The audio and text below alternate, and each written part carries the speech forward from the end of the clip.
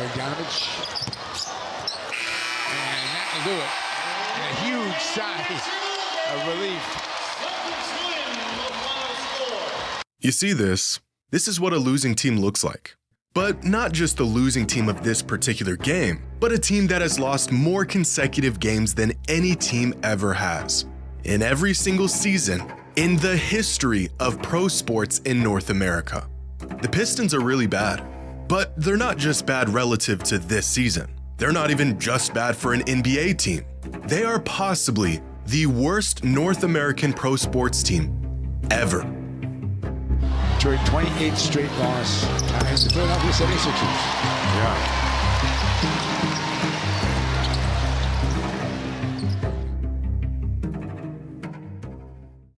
Today's video is sponsored by SeatGeek. With football season upon us and basketball in full swing, save yourself the time and hassle of looking for good tickets and killer deals with SeatGeek. With over 28 million downloads, SeatGeek is the #1 rated ticketing app. And with over 70,000 events happening every single day on SeatGeek, they've got anything and everything you're looking for. I've been using SeatGeek for years to find the best deals on my Trailblazers tickets. It's fast, it's easy, and watching them lose far too many games is a whole lot easier knowing I got a great deal. On the SeatGeek app, you can check the status of each available ticket for any game. And with their rating system, you can quickly see which tickets are a good deal, the green ones, and which tickets are a bad deal, the red ones. SeatGeek is safe, it's easy, and it's a guaranteed way to get the best deals for your tickets. And right now, SeatGeek is offering $20 off your first purchase when using promo code Jimmy. I've left a link to download the SeatGeek app in the description below. Just head over, use code Jimmy. Just head over, use code Jimmy, and get $20 off your first purchase. How bad does a team need to be in order to be the worst team? Like, ever.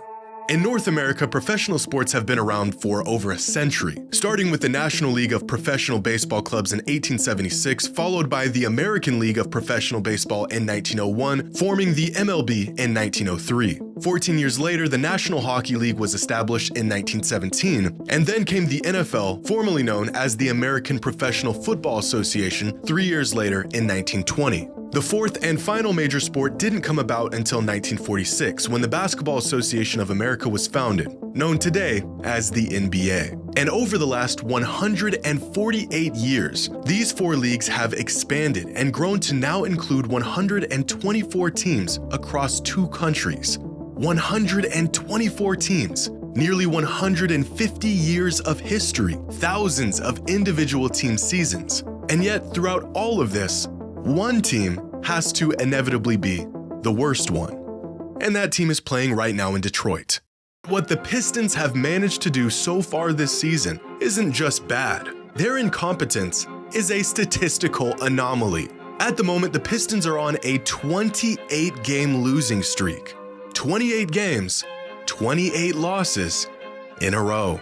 Now, y'all remember the Cleveland Browns back in 2016 and 2017? Just how bad they were? Well, they lost 17 games in a row across 2 seasons. They were horrendous for 2 full seasons. But their losing streak is only the 62nd longest in North American pro sports history. To find this year's Pistons, you have to take a nosedive through 150 years of sports, some of the worst teams imaginable. Then keep going, and then go some more until you've reached rock bottom, with the second longest losing streak in pro sports. The only team that strung together more consecutive losses were the mid-1940s Chicago Cardinals of the NFL, who spent 4 seasons just losing a whole bunch of games in a row.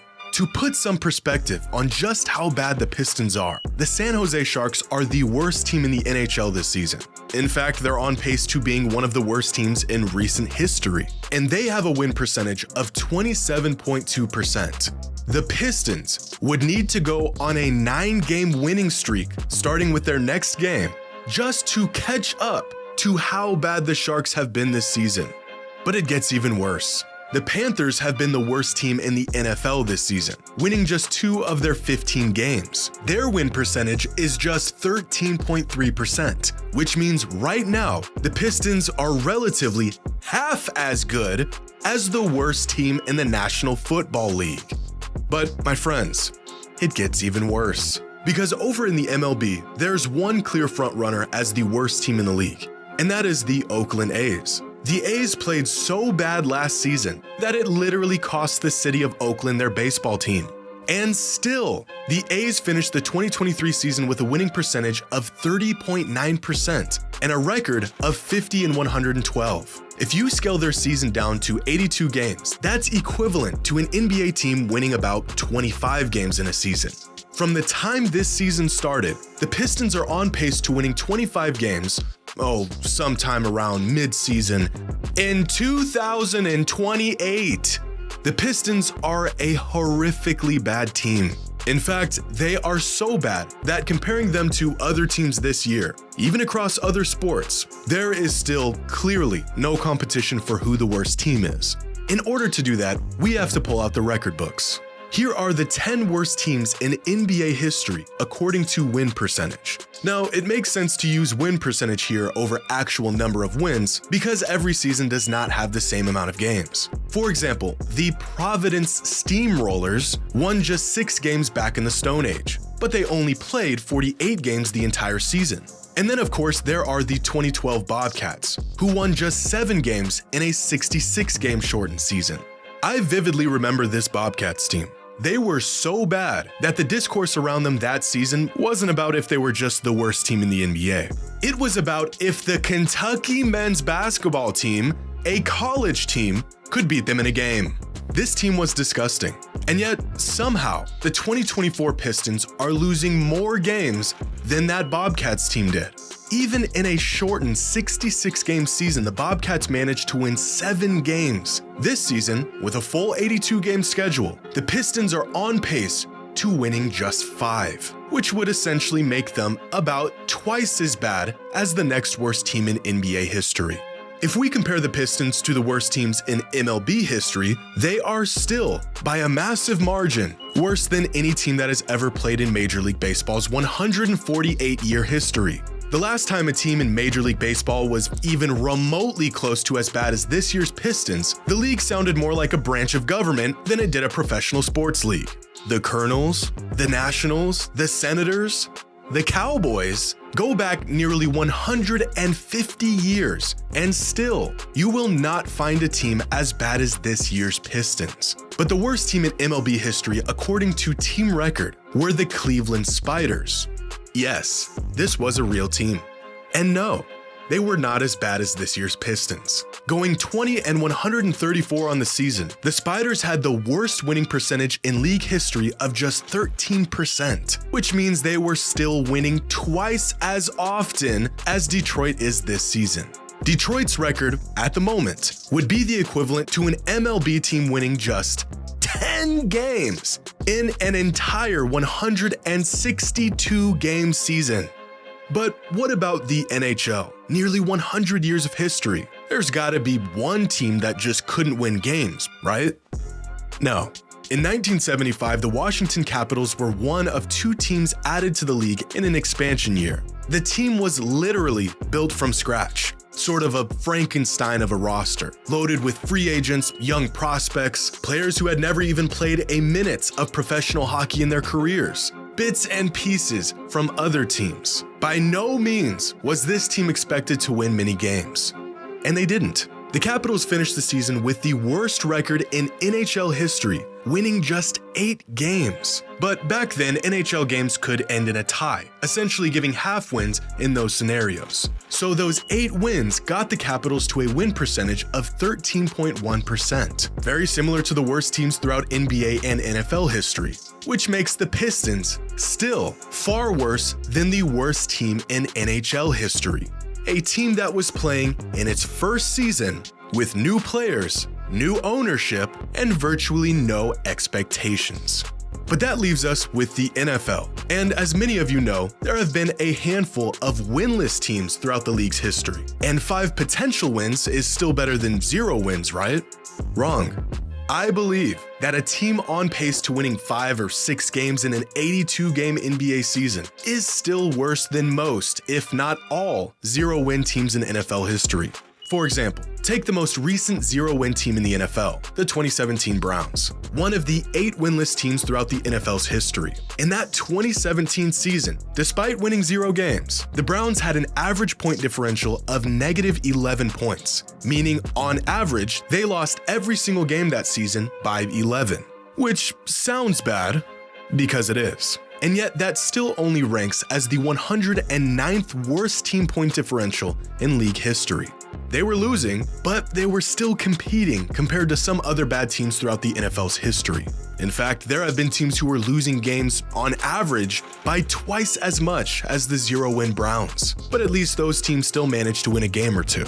The Pistons, on the other hand, oddly enough have a similar average point differential of negative 11.53, which is the 5th worst point differential in the history of the NBA. So they're not only losing damn near every game, they aren't even competing. And the 4 teams that were losing by more than the Pistons still managed to win double-digit games, or at least were nearly on pace to in a full season. The Pistons aren't just losing games. They are getting blown out in nearly every game.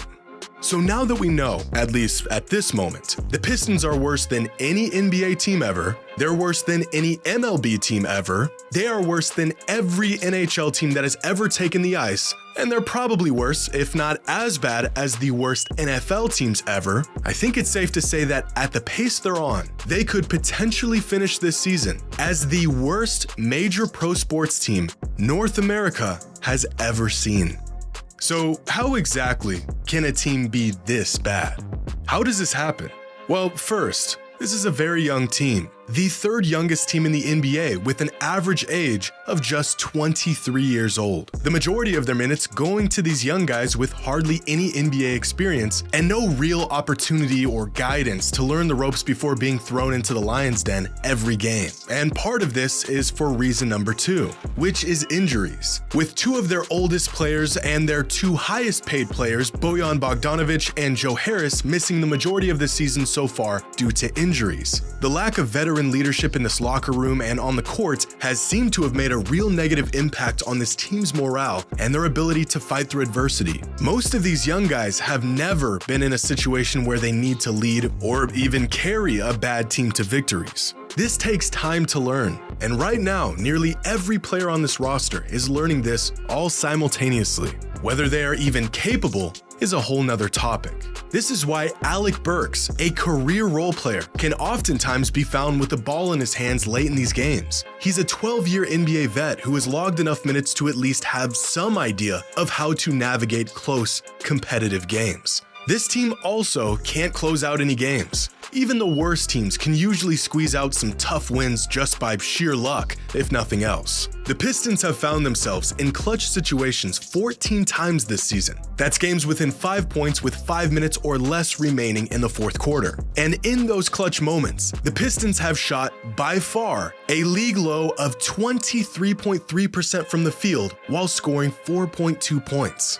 Less than half of the league average. This has led them to win just 1 of their 14 relatively winnable games. If they are just not horrific in the final minutes of these games, they win at least a few of these matchups.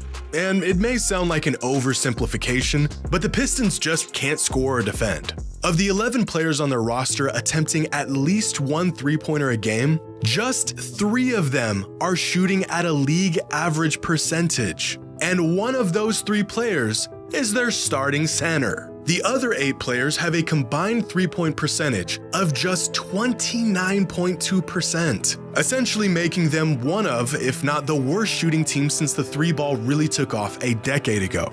Add that to the fact that this team is abysmal defensively, allowing over 120 points per game, while only scoring 109 points per game, and you have a recipe for disaster. They have no depth. Outside of Cade Cunningham and a downhill Jaden Ivey, they don't have anyone who can create their own shot. And to add fuel to the fire, they are leading the league in turnovers and fouls committed. So they can't even hold on to the ball, and they're giving up more free points to their opponents than any other team in the league.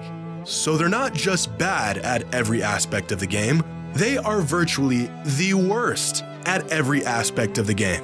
And what makes this situation worse, if that's even possible, is that most bad teams throughout NBA history, and even recent sports history, are losing almost on purpose in an effort to tank. And you know when a team is tanking, not spending any money, loading up on picks, dumping off assets to make room for a rebuild. The Pistons are this bad, and they're actually trying to win. They hired Monty Williams this past offseason with, at the time, the highest salary of any coach in NBA history. They have 5 top 10 picks over the last 4 seasons on their roster in Asar Thompson, Jaden Ivey, number 1 overall pick in Cade Cunningham, Killian Hayes, and James Wiseman. This team is trying to win. They just can't. On his podcast last week, Bill Simmons made a great point about the whole situation that really put into perspective just how bad and even how unlucky this team has been so far this season. With the parity in the modern NBA and the depth and the three-point variance that can create double-digit point swings in just a matter of seconds, losing 28 games in a row is almost like flipping a coin 28 times and it landing on heads 28 times in a row. The Pistons' struggles this season aren't just bad, they're bordering statistical improbability at this point. It is truly fascinating to see. But this is exactly why, if they keep this up for the remainder of the season, the 2023-2024 Pistons won't just become the worst NBA team of all time, they will be the worst professional sports team in North American history.